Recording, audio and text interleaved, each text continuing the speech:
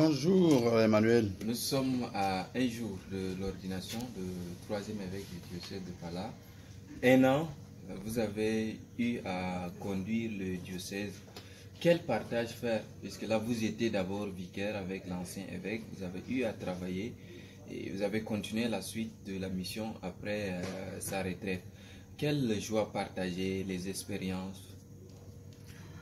Il y a donc tout juste une année que j'ai été élu comme administrateur du diocèse de Pala pour assurer la responsabilité de l'administration diocésaine en attendant que Rome nomme un nouveau évêque pour notre diocèse. Je rends grâce au Seigneur qui m'a donné la force, qui m'a donné sa sagesse, qui m'a donné son intelligence, qui m'a instruit dans ce que je dois faire, dans la responsabilité que je dois assurer. Je dis que c'est avec joie que j'ai assuré cette responsabilité. Durant cette année, nous avons vécu beaucoup d'événements grandioses, d'événements d'église qui nous ont permis, disons, de renforcer notre unité au niveau diocésain, de renforcer nos liens de fraternité entre membres de cette église diocésaine de Pala. Tout juste après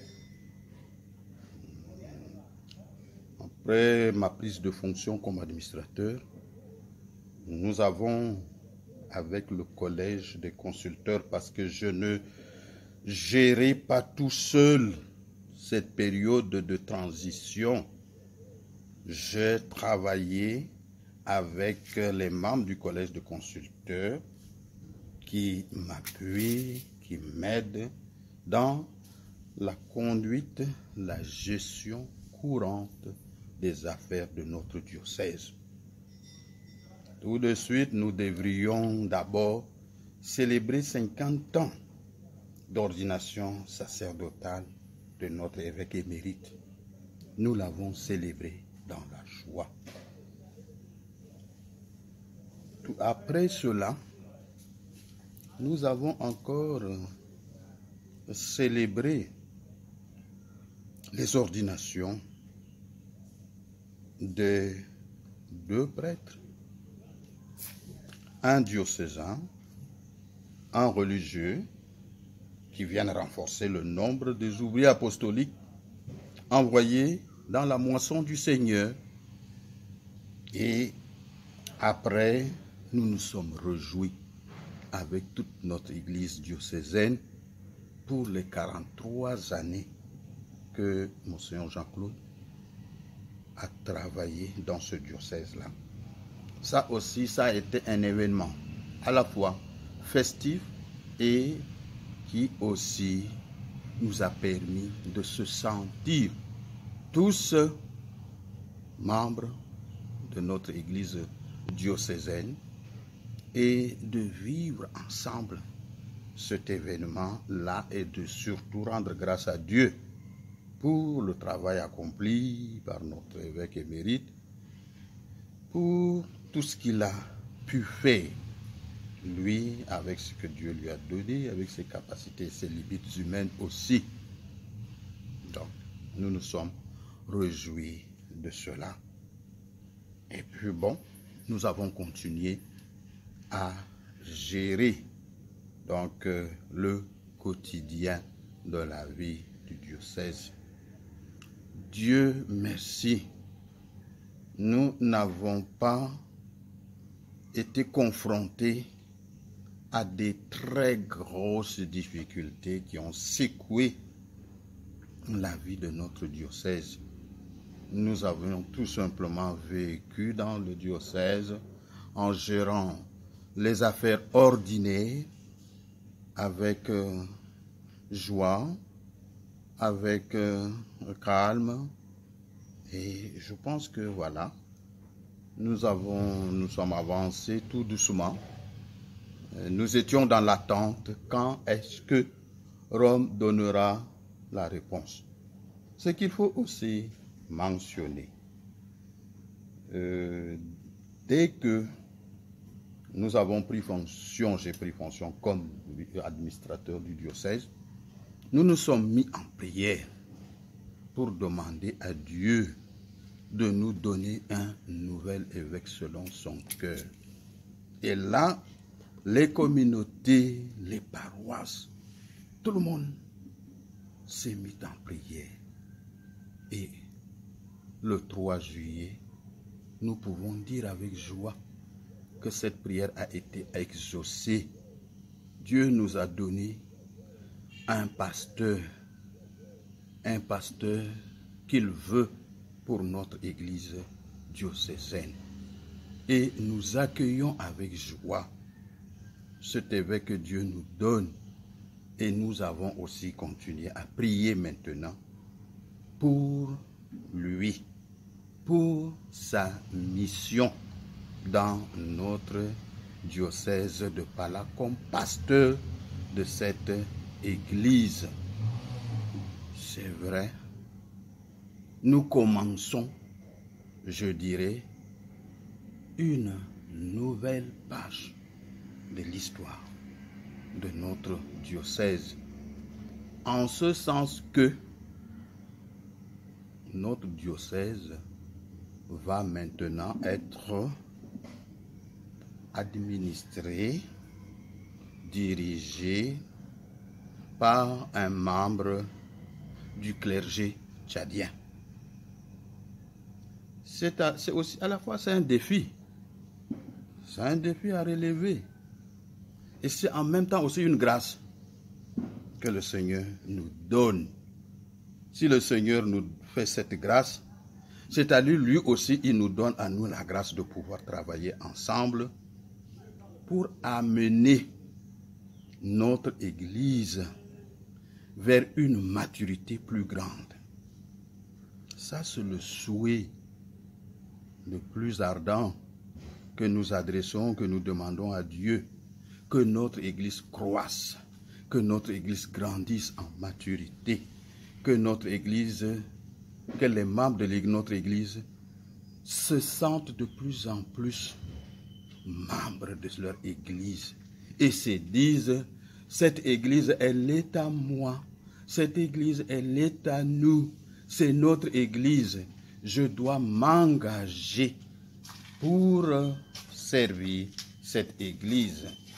Non pas pour chercher à me valoriser, même pas avec un esprit de rivalité. Ça ne construit pas bien. Nous ne nous engageons pas avec un esprit de rivalité pour la construction de notre Église, mais plutôt dans un esprit de fraternité. Et nos actions, notre engagement devait avoir l'effet d'émulation auprès de toutes nos communautés. Ce que les uns font doivent susciter l'engagement, la générosité chez d'autres fidèles, d'autres communautés de notre église, de notre paroisse, à encore faire davantage. Ça, c'est ce que nous attendons. Je disais, c'est aussi un défi. Parce que, habitués depuis longtemps à recevoir l'appui des églises, notamment celles de l'Europe, qui ont soutenu notre évêque émérite dans sa mission pastorale ici, et maintenant, que lui, il a atteint la limite d'âge, il s'en va. C'est vrai, le soutien ne sera pas le même. Certains continueront à nous soutenir, mais maintenant, c'est à nous de nous organiser mieux pour pouvoir prendre en main notre Église. Je dois dire une chose qui nous interpelle tous. Moi, je dis le défi est celui de la gestion des biens matériels et financiers de notre Église, qu'elle est responsable des paroisses, forme les fidèles à cette responsabilité, que l'on se sente partie prenante dans ce que nous faisons, dans ce que nous donnons, dans ce que nous apportons pour construire notre Église. Et ça, si franchement de ce côté-là, nous nous engageons à améliorer notre manière de gérer ce que nous recevons pour le bien de l'Église, dans la transparence, dans l'équité, dans l'esprit évangélique, je dirais que Dieu ne manquera pas de nous pourvoir des moyens et des ressources pour construire ce diocèse. Il en donne, mais ça va dépendre beaucoup de la façon dont nous allons gérer, conduire les affaires. C'est ça. Je dirais que nous devrons nous montrer dignes d'être des héritiers, des vrais héritiers de cette église diocésaine de Pala. Voilà un peu, quelques mots, ce que je veux, ce qui m'a marqué et ce qui reste comme moi comme souhait, comme interpellation, comme perspective pour l'avenir de notre église diocésaine de Pala. Monseigneur, pour l'événement attendu d'ici le 2, au niveau d'organisation générale, qu'est-ce qui est fait et les invités, est-ce qu'on peut avoir une idée sur tous ceux qui viendront au niveau des clergés, des prélats? Pour justement la célébration qui aura lieu d'ici 2 jours, c'est vrai, nous nous sommes organisés. Quand on a appris que cet événement va avoir lieu, nous nous sommes mis au travail et nous avons mis en place les différentes commissions pour le travail. Nous avons demandé aux responsables de travail de paroisse de faire le travail de sensibilisation au niveau des fidèles. Compte tenu de la situation de la saison de pluie et aussi, il faut le dire, de ressources limitées dont on dispose, nous avons réfléchi, c'est vrai, tout le monde voudra venir à la fête, mais c'est difficile que nous puissions accueillir et inviter tout le monde. C'est pourquoi nous avons limité le nombre d'invités des différents diocèses. Donc, nous avons dit 30 Mundu, nous avons mis donc 10 Gorée, nous avons mis 15 Sar, 15 Lai, 15 N'Djamena, et nous avons, je crois que voilà à peu près, ça a été limité du point de vue des invités officiels. Et au niveau aussi de nos paroisses, nous avons dit c'est vrai, tout le monde voudra venir à cette fête. Nous avons dit, bon, comme ça, on va inviter trois délégués par paroisse. Et nous invitons tous les pères, les sœurs, les ouvriers apostoliques en général du diocèse qui sont tous invités. Mais nous avons aussi des invités extérieurs qui viennent de Garoua. Ils sont plus d'une vingtaine, trentaine de personnes. Un peu de Garoua, un peu de Yagua, un peu aussi de Maroua Mokolo, un tout petit peu de Ngaoundré. Bon, on attendait des invités d'Europe. Bon, là, les conditions de voyage actuelles n'encouragent pas les gens à pouvoir voyager. Ça devient trop difficile. On attendait des invités du côté d'Italie, du Burundi. Bon, voilà. Ceux-là n'ont pas pu justement effectuer les déplacements. Pour certains, parce qu'ils se sont peut-être pris tard pour les démarches en vue d'obtenir le visa. À l'heure où on est maintenant là, je dois dire que nous nous sommes préparés. Je crois que nous pourrions offrir un lieu. Ce qui est important, c'est un lieu où mettre la tête. C'est ça qui est important. C'est la saison de pluie. Il y a l'humidité, il y a les moustiques. Quand même, il faut trouver un local où mettre la tête. Et je dois dire que c'est le moment déjà de saluer, je dirais, l'engagement de nos communautés, des particuliers, de gens de bonne volonté qui ont bien voulu nous appuyer dans le travail d'accueil et d'hébergement de nos invités, de nos hôtes et des personnes, des groupes constitués qui viendront pour cette fête. Donc, nos structures diocésaines sont très limitées.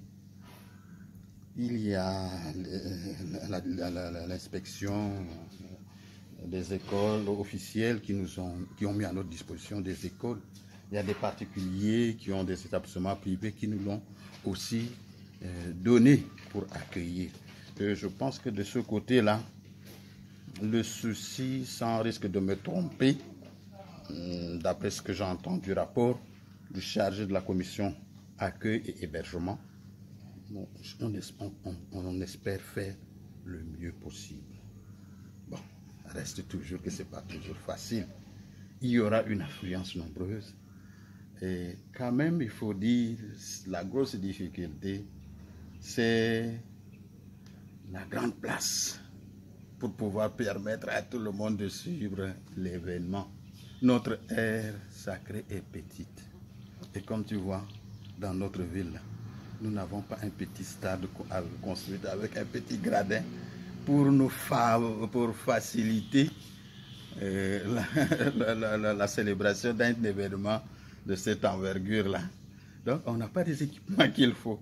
Nous sommes contraints donc de faire avec, comme on dit ici chez nous, là, de nous serrer un peu dans le petit espace et voilà, occuper les parvis, l'espace dans le centre de formation et avec justement vous les journalistes, avec votre concours, si vous pouvez aider à avoir une projection sur des panneaux, des panneaux pour nous permettre pour permettre à ceux qui ne pourront pas voir directement de le suivre à partir de ces panneaux géants-là pour suivre à peu près la célébration. Une chose que je devrais aussi souligner, c'est vrai, l'ordination d'un évêque là. Je le disais à un fidèle, je comprends l'engouement, le désir de tout le monde d'y être, de venir voir, vivre cet événement. Parce que si on regarde bien, nous dans l'église catholique, là, c'est l'événement summum, le plus grand qu'on vit dans l'église. Vous avez les vœux, vous avez les ordinations et vous avez l'ordination d'un évêque. Dans l'Église catholique, c'est ça. Et on comprend maintenant pourquoi, quand il y a l'ordination d'un évêque, tout le monde veut venir. Les papes, c'est l'élection et on l'installe parce qu'il est déjà évêque. Mais le grand événement, c'est l'ordination d'un évêque. Et donc, c'est normal que ça traîne beaucoup de gens. Mais on l'organise en fonction des possibilités de ressources humaines et financières disponibles. Voilà ce que je voudrais compléter comme éclairage. Quels sont les évêques, qui sont les évêques qui se sont déjà signalés pour participer à cet événement? Ils seront 12. Et le 13e, ça va être celui qui va être ordonné. Nous avons celui de Yagua qui s'est annoncé. Tous les évêques du Tchad seront présents. Donc, ils sont 7, 8 avec les mérites. Il y a celui de Yagua.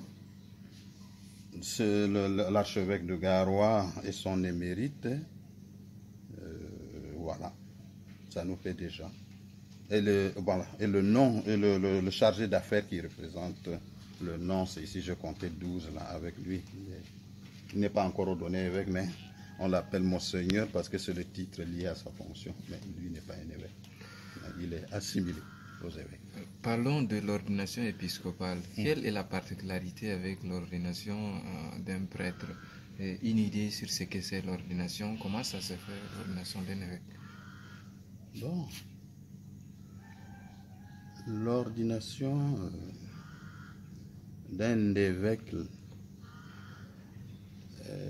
c'est, comme on dit dans notre langage, un peu compliqué, pas simple. Nous disons que le sacrement de l'ordination épiscopale, là, c'est la plénitude du sacrement du sacerdoce. Tu vois, quand tu es prêtre, voilà, tu reçois tout le pouvoir pour gouverner, pour sanctifier le peuple de Dieu, pour guider le peuple de Dieu.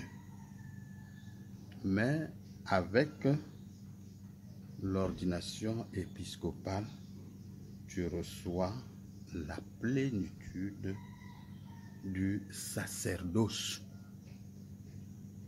C'est-à-dire le ministère du travail de prêtre là. Ça, tu reçois maintenant. Tu reçois tout ça maintenant dans l'ordination épiscopale. Voilà.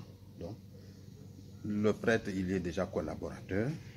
Il n'a pas la plénitude, mais c'est l'évêque qui a la plénitude du sacrement du sacerdoce. J'insiste beaucoup là-dessus. C'est ça qui fait déjà la petite différence au niveau de la présentation, au niveau du sacrement. C'est ça qu'on peut d'abord dire. C'est vrai, dans l'ordination, quand on suit l'ordination de l'évêque, les rituels comportent déjà des détails qui nous montrent. Mais quand tu suis, c'est à peu près. Il y a l'appel, comme on fait pour le prêtre. Après, il y a la présentation du candidat. Après, suit le dialogue. Après le dialogue, bon, c'est la prière. Et pour après la prière pour l'évêque, c'est l'imposition des mains à l'ordinant. Bon, ce sont les évêques qui imposent les mains au nouvel évêque. Pour l'ordination des prêtres, là, c'est un seul évêque qui l'ordonne. Maintenant, pour ordonner un évêque, ils sont 3. L'évêque consécrateur, plus les 2 autres qui sont co-consécrateurs avec lui. Donc ici pour nous, ça sera Monseigneur Jean-Claude qui va être donc l'évêque, celui qui va présider, celui le prêtre consécrateur. Il aura 2 autres évêques avec lui. Donc, imposition de main. L'onction pour le prêtre, on lui donne l'onction à la main. Pour le prêtre, pour l'évêque, c'est sur la tête. Donc, tu vois, il y a des petits détails qui vous montrent un peu que, bon, ça c'est l'ordination d'un évêque. Et après, on va lui donner, il y aura des rites complémentaires où on lui remet les ornements épiscopaux, bon, la mitre, la calotte, son bâton et tout et tout. Bon, c'est comme on remettait aussi les rites complémentaires chez le nouveau prêtre qu'on lui remet, bon, sa chasuble, et voilà, lui met le calice et tout ce qu'il faut pour sa mission. Voilà, mais sinon, fondamentalement, dans le rituel, voilà comment ça se déroule. Quand tu regardes, c'est à peu près aussi comme l'ordination d'un prêtre, mais avec des détails qui marquent bien la différence. Et que ce sont les évêques qui imposent les mains à l'évêque élu, l'ordinant, celui qui va être ordonné évêque. Un message pour clôturer notre entretien? Oui. Bon, le message, c'est d'abord, je m'adresse d'abord à Dieu. Je lui dis déjà merci de nous avoir donné toutes les grâces et la force pour nous préparer à vivre cet événement. Et maintenant, nous voulons lui confier cet événement-là. Que ça soit une célébration à la fois brillante et joyeuse. Et à tous et à toutes là, j'aimerais que, comme dit Saint Paul, que nous prions tous les mains en l'air pour rendre grâce à Dieu pour le don d'un nouvel évêque qu'il fait à notre église de Pala. Je crois que je souhaite que tout se passe dans un esprit fraternel, que tout se passe dans la joie, que tout le monde se sent heureux, soit dans la joie pour vivre cet événement. Comme je le disais, il n'y a pas plus grand événement pour nous que cette ordination dans notre diocèse. Voilà un peu ce que j'ai comme un message à donner, et que nous qui accueillons, que nous nous mettions dans des dispositions qui favorisent l'accueil de nos frères qui viennent vers nous, qu'on lise notre joie, qu'on lise l'amour que nous avons dans le cœur pour nous accueillir les uns les autres, et que les fêtes soient belles. Merci. Merci pour la disponibilité. Oui, merci pour vous aussi.